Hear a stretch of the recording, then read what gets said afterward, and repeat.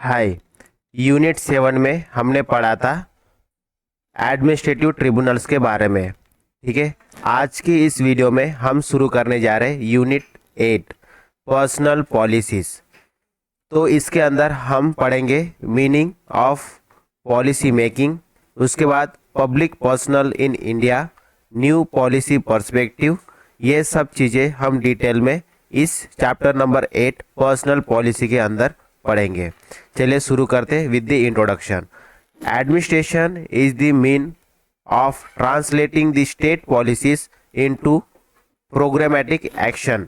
जो एडमिनिस्ट्रेशन है वही है जो कि जो भी स्टेट की पॉलिसीज होती है उसको इम्प्लीमेंट करने का काम करता है इनटू द प्रोग्रामेटिक एक्शन में। मतलब एक प्रोग्राम के जरिए वो उसको एक्शन में कन्वर्ट करता है कोई भी स्टेट की पॉलिसीज को। And administration can discharge its role only through the media of required resources. तो एडमिनिस्ट्रेशन कैसे काम करता है? ये थ्रू सम रिसोर्सेज काम करता है जो कि बहुत ज़्यादा इम्पोर्टेंट है। जैसे कि जिसमें सबसे इम्पोर्टेंट होता है ह्यूमन रिसोर्सेज, और उसको हम ह्यूमन कैपिटल्स भी कह सकते हैं। तो एडमिनिस्ट्रेशन में सबसे इम्पोर्टेंट होता है ह्यूमन रिसोर्सेज, जो स्टेट की पॉलिसीज़ को क्या करता है, इम्प्लीमेंट करता है।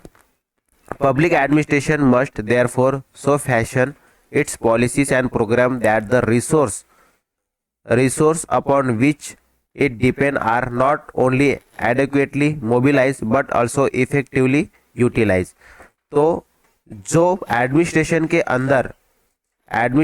अंदर जो भी पॉलिसीज एंड प्रोग्राम्स होंगे that are the depend on mostly on the effective utilisations. मतलब ये कि एडमिनिस्ट्रेशन का हम किस तरह से यूज कर सकते हैं for better implementation of the policies that will determine by the human resources. How much human resource you have, how much effective human resource you have, that will determine the execution of the state policies.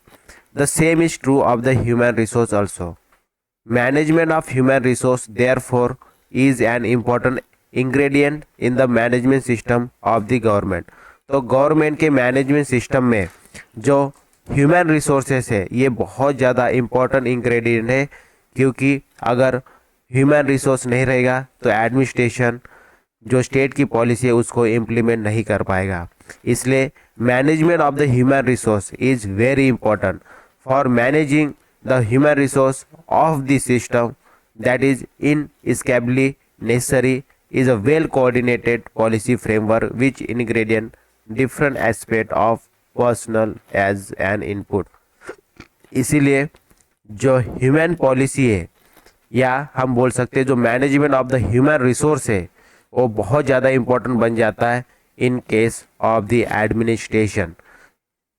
The human input in management as a basic resource and not just a material commodity has been a rather late realization with the top management।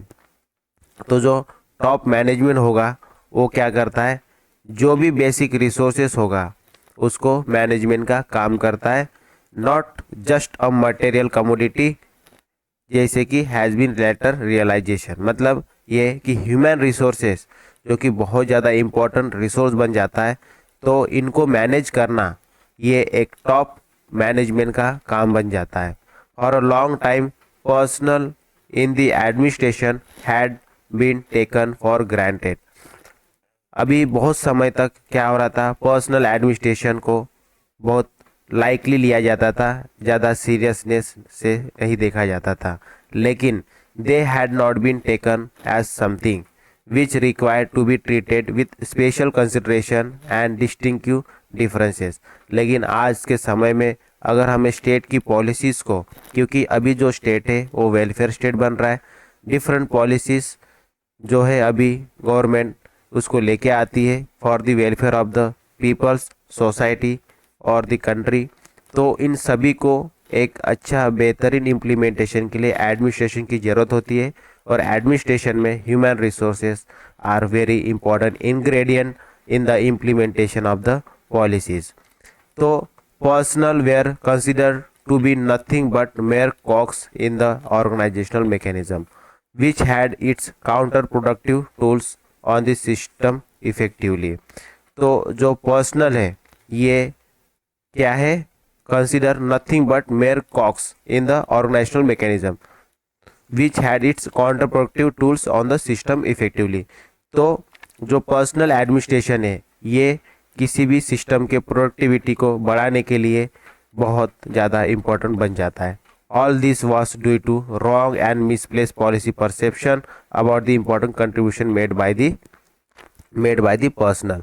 तो अभी तक क्या हो रहा था, अभी तक जो पर्सनल थे उनको लाइकली लिया जाता था और उनके ऊपर ऑर्गेनाइजेशन कोई भी एक इफ़ेक्टिव पॉलिसी नहीं बना रहा था, जिसके वजह से जो प्रोडक्टिविटी है उसके ऊपर असर हो रहा था।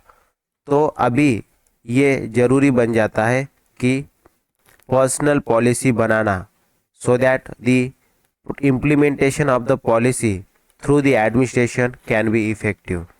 तो हम इस यूनिट में मेनली क्या पढ़ेंगे, पर्सनल पॉलिसी के बारे में इन द इंडियन कंटेस्ट, कि इंडियन कंटेस्ट के अनुसार मतलब इंडिया के अनुसार पर्सनल पॉलिसी किस तरह से इम्पोर्टेंट बन जाती है और इसके क्या क्या इम्पोर्टेंस हो जाते हैं इन द एडमिनिस्ट्रेशन। तो नेक्स्ट वीडियो में हम पढ़ेंगे पॉलिसी मेकिंग का मीनिंग क्या है, मतलब इसका मीनिंग क्या है, इस शब्द का मीनिंग क्या है, ये हम डिटेल में नेक्स्ट वीडियो में पढ़ेंगे। ठीक है, तो ये था चैप्टर नंबर 8 जिसमें हमने इंट्रोडक्शन को जाना है। ठीक है, पर्सनल पॉलिसी। तो नेक्स्ट वीडियो में हम पढ़ेंगे पॉलिसी मेकिंग मीनिंग। तो that's all for this video. Thank you, bye bye.